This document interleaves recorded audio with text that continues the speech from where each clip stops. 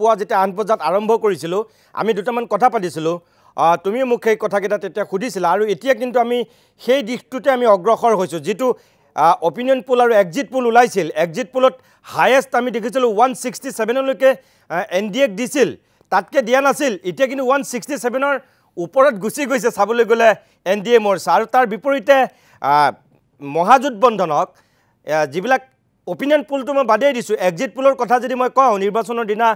যেতিয়া exit pole হৈছিল সন্ধিয়া 6 বজাত যিবিলাক দিছিল তাত কিন্তু সৰ্বাধিক 75 পৰা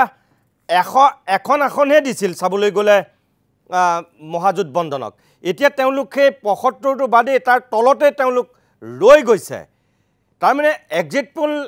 মোটামুটি সঁচা হ'বলৈ গৈ আছে এতিয়া বিহাৰৰ নিৰ্বাচনৰ ক্ষেত্ৰত হয় চাওক এক্সিট পোল সঁচা হ'বলৈ গৈ আছে পাব্লিকৰ মুডটো যি আছিলে সেয়া হয়তো এক্সিট পোলে প্ৰতিফলিত কৰিছে কিন্তু এটা কথা নিশ্চিত যে বিৰোধীয়ে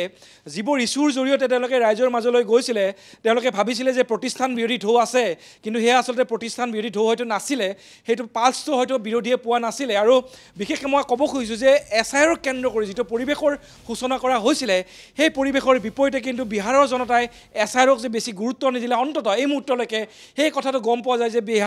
বিহাৰক কেন্দ্ৰ কৰি বিৰোধী এছআইআৰক কেন্দ্ৰ কৰি যি ইছ্যু কৰিছিলে সেই ইছ্যুটো আকৌ এবাৰ ৰিথিংক কৰিব লাগিব বিৰোধীয়ে কাৰণ পশ্চিমবংগতো একেই ধৰণৰ এটা পৰিৱেশ আৰম্ভ হৈছে মমতা বেনাৰ্জী পশ্চিমবংগৰ মুখ্যমন্ত্ৰী মমতা বেনাৰ্জী ৰাহুল গান্ধী যিটো কাম কৰি আছে একেধৰণৰ কাম এবাৰ পশ্চিমবংগত মমতা বেনাৰ্জীয়ে কৰিছে যিখনত 26ত নিৰ্বাচন আছে গতিকে এই কথাটোক লৈ আৰু অলপ ৰিয়েলিষ্টিক এপ্ৰ'চেৰে তেওঁলোক আগবঢ়া হয়তো ভাল হ'ব সেই ধৰণৰ এটা কিন্তু ৰিথিংকিং এটা তেওঁলোকৰ দিয়াৰ প্ৰয়োজন হয়তো আহি পৰিছে অন্ততঃ এইখিনি সময়ৰ এই অগ্ৰগতিলৈ চাই পেলাই নয়ন আৰু এটা কথা যে ইয়াৰ আগত তৃতীয় পজিশ্যনত দুটা নিৰ্বাচনত স্থান লাভ কৰি মুখ্যমন্ত্ৰী হৈছিল নীতিশ কুমাৰ এইটো কিন্তু প্ৰথমটো নিৰ্বাচন হ'ব এতিয়া যিটো ট্ৰেণ্ড বিজেপিতকৈও কিন্তু এতিয়া জেডিইউ আগত আছে যোৱাবাৰ আৰজেডি 1 নম্বৰ দল আছিল দ্বিতীয়ত আছিল বিজেপি তৃতীয়ত আছিল জেডিইউ কিন্তু এই মুহূৰ্তত যিটো ট্ৰেণ্ড আমি দেখিবলৈ পাইছোঁ বা তাৰ আগৰ নিৰ্বাচনতো যদি চাওঁ তৃতীয় স্থানতে আছিল জেডিইউ এইবাৰ তেওঁলোক আকৌ 1 নম্বৰত আছে তাৰমানে টাইগাৰ জিন্দা হে বুলি যিটো শ্লোগান শেহতীয়াকৈ দিছিল নীতিশ কুমাৰক লৈ নীতিশ কুমাৰ আকৌ মুখ্যমন্ত্ৰী হোৱাৰ দিশত হয় চাওক নৱমবাৰৰ বাবে মুখ্যমন্ত্ৰী হৈছিলে আৰু দশমবাৰৰ বাবে হয়তো এই ট্ৰেণ্ড যদি একেধৰণে থাকে তেতিয়াহ'লে দশমবাৰৰ বাবে মুখ্যমন্ত্ৰী হ'বলৈ গৈ আছে নীতিশ কুমাৰ আৰু যিগৰাকী নীতিশ কুমাৰক বিভিন্ন সময়ত হয়তো তেওঁৰ বিৰুদ্ধে অভিযোগ আছে কাৰণ তেওঁ এসময়ত এনডিএত থকা অৱস্থাত আকৌ মহাগঠবন্ধন গৈছে মহাগঠবন্ধনৰ পৰা আকৌ এনডিএ আহিছে পাল্টুৰামো আখ্যা পাইছে কিন্তু তেওঁৰ এটা কিন্তু স্পেচিফিক ইমেজ মই যিহেতু বিহাৰত মই গৈছোঁ মই বিহাৰত আগতে মই ইলেকশ্যন কাভাৰেজ কৰিছোঁ 2015 চনৰ যি বিহাৰ বিধানসভা নিৰ্বাচন আছিলে সেই বিহাৰ বিধানসভা নিৰ্বাচনত মই বিহাৰৰ এনেকুৱা এটা সমষ্টি নাই যিটো সমষ্টিত মই যোৱা নাছিলোঁ আমি প্ৰতিদিন টাইম আছিলোঁ একমাত্ৰ সেই সময়ত মই তাত দেখিছিলোঁ কিন্তু সেই সময়তো দেখিছিলোঁ সেই সময়ত যদিও বা বিহাৰৰ যি পৰিৱেশ আছিলে সেই পৰিৱেশ বিজেপিৰ বিৰুদ্ধে আছিলে নীতিশ কুমাৰৰ সপক্ষে আছিলে মহাগঠবন্ধনত আছিলে তেতিয়া মই দেখিছিলোঁ যে নীতিশ কুমাৰৰ এটা কিন্তু নিজস্ব তেওঁৰ এটা চিনাকি আছে নিজস্ব তেওঁৰ এটা আদৰ্শ আছে সেই আদৰ্শটো বহু পৰিমাণে মাছ পিপুল অৰ্থাৎ সাধাৰণ মানুহৰ মনত সেই সাজটো তেওঁ বহুৱাই ৰাখিব পাৰিছে আৰু সেইবাবে বহুতে কিন্তু সেই সময়ত তেওঁক আমি যেতিয়া তাত নিউজ কাভাৰেজ কৰিবলৈ গৈছিলোঁ তেতিয়া কিন্তু বিহাৰত তেওঁ সুশাসন বাবু অৰ্থাৎ বিহাৰত তেওঁৰ এটা নামো আছে যদিও বা যেতিয়া তেওঁ মহাগঠবন্ধন এৰি পেলাই বিজেপি সংগ লৈছিল মহাগঠবন্ধনে তেওঁক পাল্টুৰাম আখ্যা দিছিলে বিজেপিও যেতিয়া বিজেপি সংগ লৈছিল তেতিয়াও তেওঁ তেনেকুৱা ধৰণৰ উপাধি পাইছিলে কিন্তু সাধাৰণ মানুহৰ মাজত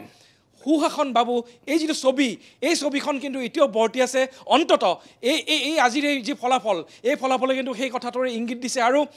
নীতিশ কুমাৰে এটা কথা চাব নীতিশ কুমাৰে সদায় এটা নিজস্ব আদৰ্শৰে কিন্তু বাট বুলিছে তেওঁ যদিও বা তেওঁ বিভিন্ন সময়ত ৰাজনৈতিক আদৰ্শ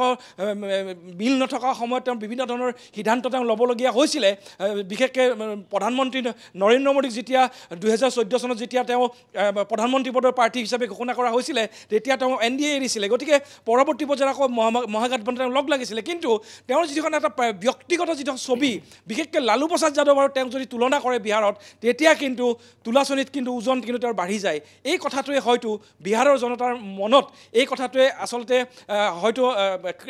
তাত প্ৰভাৱ পেলাইছিলে আৰু জংগল ৰাজৰ প্ৰসংগটো যিটো কথা ওলাই আছে যে বিহাৰত এইবাৰ কিন্তু বিজেপি বা এনডিএৰ ফালৰ পৰা কিন্তু এটা কথাই কোৱা হৈছে যে যদিহে কিবা কাৰণত মহাগঠবন্ধন যদি সন্মুখলৈ আহে তেতিয়াহ'লে কিন্তু বিহাৰত আকৌ সেই জংগল ৰাজ উভতি আহিব গতিকে এই কথাটোত হয়তো বিহাৰৰ জনতাই ভয় খাইছে আৰু সেইবাবে হয়তো নীতিশ কুমাৰৰ প্ৰতি এনেকুৱা ধৰণৰ তেওঁলোকে আস্থা প্ৰকাশ কৰিছে কাৰণ দেখা গৈছে যে নীতিশ কুমাৰ তেওঁ কেতিয়াও তেওঁৰ দলে বেছি সংখ্যাগৰিষ্ঠতা পোৱা নাই কাৰণ